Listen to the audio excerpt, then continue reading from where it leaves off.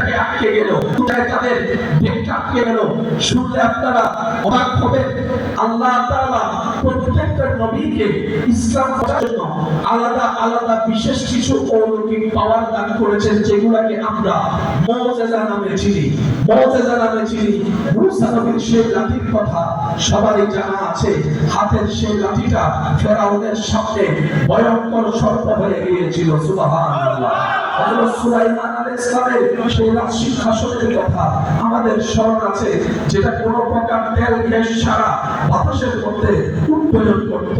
সেকেন্ডের আগে রকেটের গতির চাইতে বেশি এক জায়গা থেকে আরেক জায়গায় চলে যেত। নবীও চলে গিয়েছেন, ওনাদের মুজিজাও দেখার কোনো সুযোগ নেই।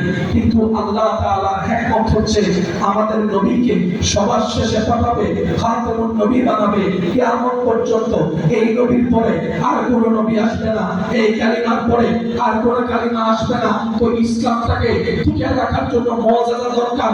আল্লাহ তাআলা সব নবীকে কিতাব দিয়েছেন, সব নবীকে কিতাব দিয়েছেন, কিন্তু আমাদের নবীকে যেটা দিয়েছেন সেটা কিতাবও, সেটা কোরআন। সুবহানাল্লাহ। এই কোরআন হচ্ছে আল্লাহ তাআলার দেওয়া।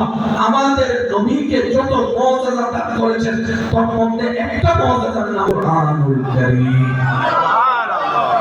সুবহানাল্লাহ। আমি শুনি না ফিসল পর্যন্ত বেগুনে চাইছি ডেঙ্গে আওয়াজ একবার হামসা সুবহানাল্লাহ।